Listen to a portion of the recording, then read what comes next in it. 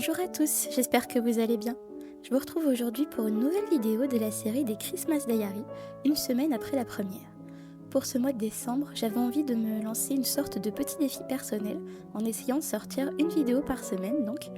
Et voilà donc ici la deuxième du coup de cette série des Christmas Diary, avec une fois de plus au programme de nouveaux DIY mais également beaucoup de cuisine parce que j'ai été assez productive à ce niveau-là ces derniers jours.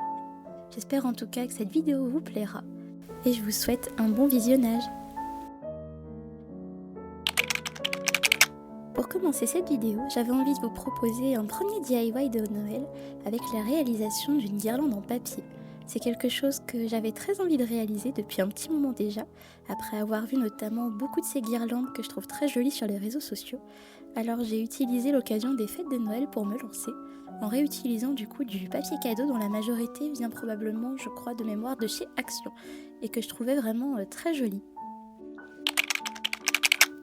La première étape donc de ce DIY a été de tracer toutes mes bandes et donc en forme de rectangle qui vont former les différents maillons de ma chaîne. J'ai personnellement fait plusieurs essais avant de savoir un peu quelle taille du coup je devais les faire et j'ai fini par faire des rectangles donc de 25 cm de longueur et de 3 cm de largeur. Je trouvais que c'était le résultat, on va dire, le plus satisfaisant à mes yeux.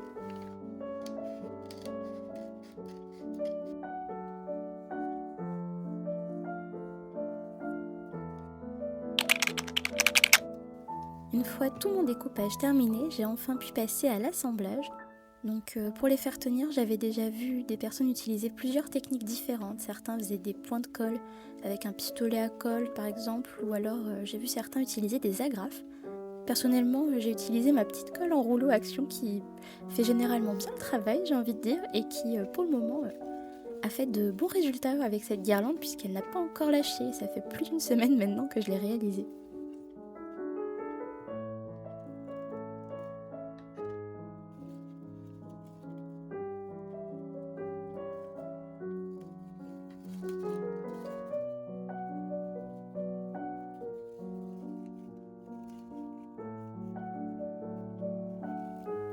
Et voilà donc le résultat final de cette petite guirlande de Noël. Je trouve que c'est un petit DIY vraiment très facile à faire et qui peut se faire assez rapidement honnêtement avec juste du papier cadeau et des ciseaux. Et vraiment c'est une activité que j'ai beaucoup aimée. J'aime beaucoup le rendu que cela donne au-dessus de mon petit coin bureau. Et ça m'a personnellement donné très envie d'en réaliser de nouvelles prochainement. Avant de passer à une nouvelle activité cosy, j'avais envie de vous partager mon dernier achat livresque puisque j'ai craqué le week-end dernier en librairie pour le 3e tome de la série Cozy Christmas Mystery. Je vous en parlais dans ma dernière vidéo dans mes recommandations livresques de Noël et j'avais énormément aimé les 2 premiers tomes, donc je n'ai pas pu m'empêcher de craquer pour le 3e qui est sorti il y a quelques semaines. En ce premier mercredi de décembre, j'avais également très envie de réaliser enfin ma couverture donc pour le fameux mois de décembre dans mon journal. Je n'avais pas encore eu le temps de le faire les jours précédents et j'attendais avec impatience de pouvoir enfin m'y mettre. Comme d'habitude, les images que j'ai choisies viennent toutes de Pinterest. Je les trouve vraiment très jolies. J'avais envie d'une ambiance à la fois un petit peu vintage et traditionnelle avec des petites images vraiment un petit peu dans leur jus presque, j'ai envie de dire pour certaines. Il y a un côté voilà très DIY et fait main, tout ce dont j'ai envie pour les fêtes. Pour le fond de ma page, j'ai utilisé un papier assez coloré qui vient d'un bloc de feuilles que j'avais trouvé récemment chez Action.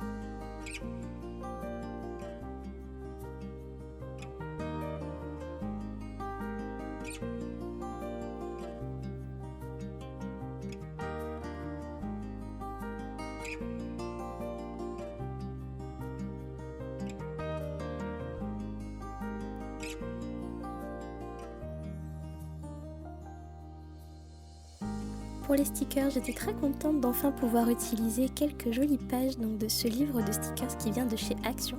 Je trouve vraiment que les stickers ici étaient vraiment adorables et complétaient très joliment cette jolie page.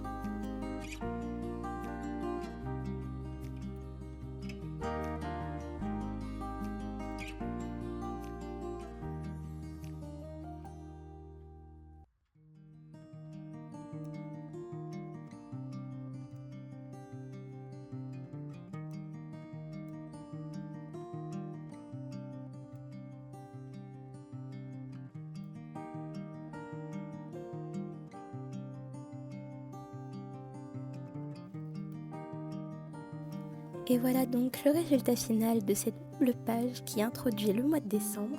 Je la trouve vraiment très jolie et elle correspond vraiment bien au final à ce que j'avais en tête. Donc j'en suis très contente.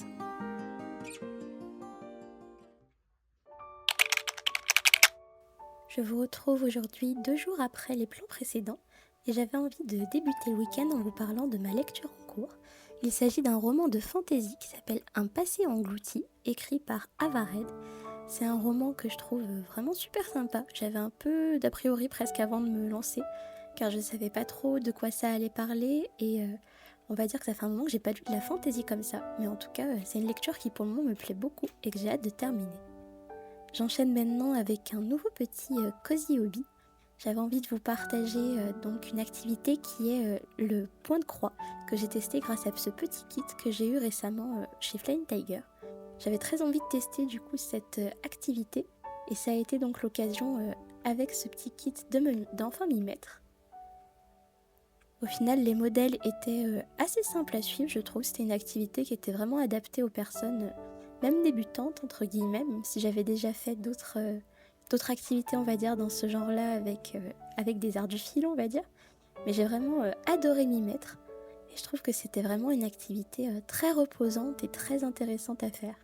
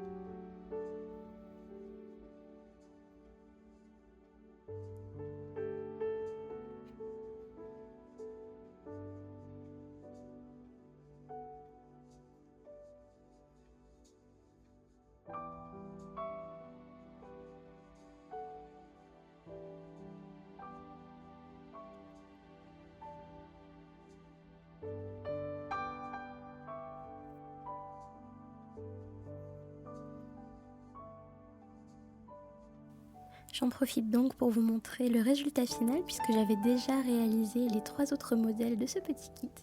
Je trouve que c'était vraiment une activité super sympa à faire, parfaite pour la saison et ça m'a vraiment donné envie presque de poursuivre le point de croix en réalisant d'autres petites choses avec cette technique prochainement.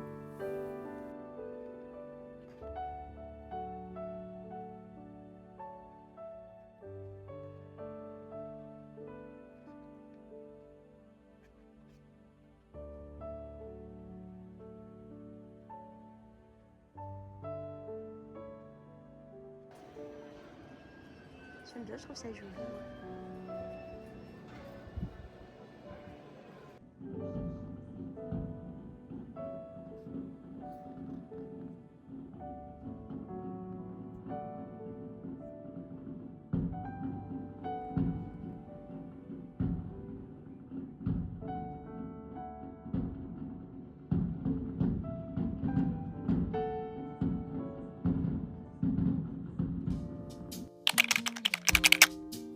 Pour ce dimanche de l'Avent, j'avais envie de vous partager un petit moment cuisine.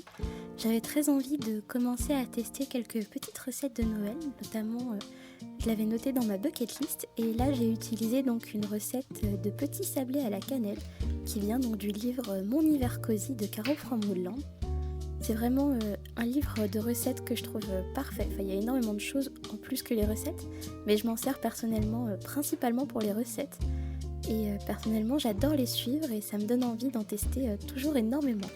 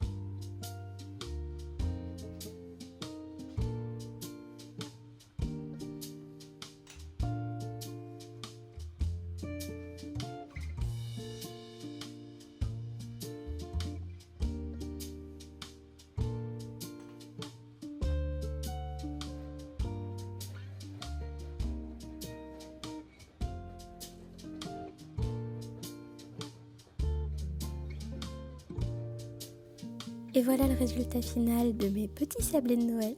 Je dois avouer que je suis très contente du rendu. Je trouve que c'était une recette vraiment facile à faire et qui m'a beaucoup plu. Je pense d'ores et déjà que j'en referai pour offrir pour les fêtes en tout cas.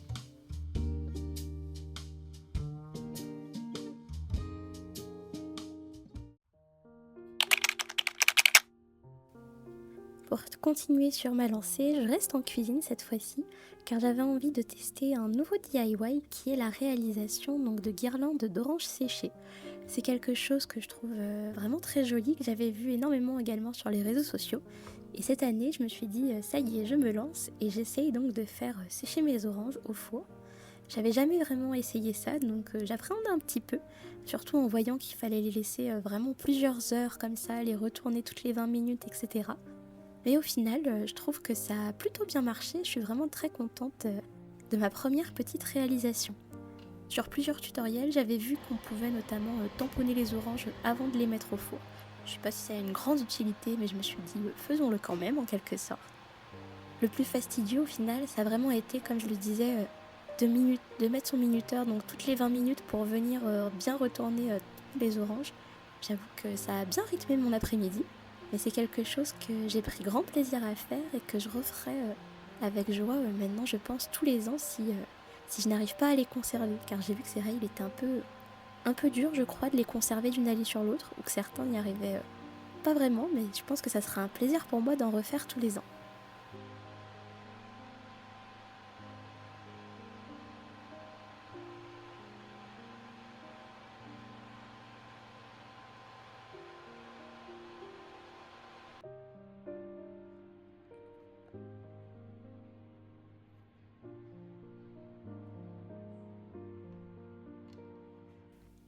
Une fois mes guirlandes séchées, au final je n'avais pas la ficelle que je voulais pour pouvoir réaliser une véritable guirlande. Alors j'ai réutilisé ce joli petit fil que j'avais pris déjà pour mes petites réalisations en point de croix. Et j'ai donc réalisé des petits ornements à accrocher dans le sapin. Je trouve que c'est vraiment très joli, j'en avais déjà vu et je me suis dit que ça pouvait être une chouette idée en attendant de faire une jolie guirlande comme j'avais envie de le faire.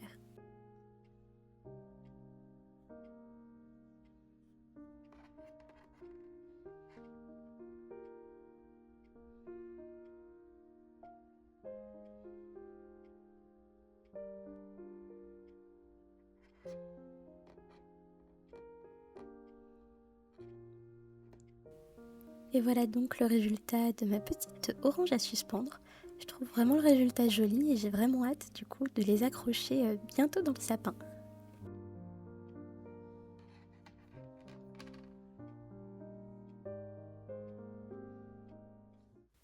Pour conclure cette vidéo, j'avais envie de vous présenter ma petite trouvaille de la veille en librairie. Il s'agit donc du magazine Le 1 qui a consacré du coup ce numéro à Jane Austen à l'occasion des 250 ans de sa naissance. C'est vraiment un journal que je trouve en général très qualitatif.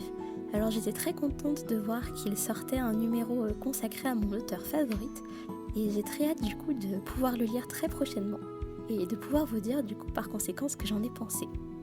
Voilà donc qui vient conclure ce deuxième Christmas Diary. J'espère que cette seconde petite vidéo vous aura plu. N'hésitez pas à me dire en commentaire ce que vous en avez pensé. Et je vous retrouve donc très prochainement pour une nouvelle vidéo. Passez une douce journée.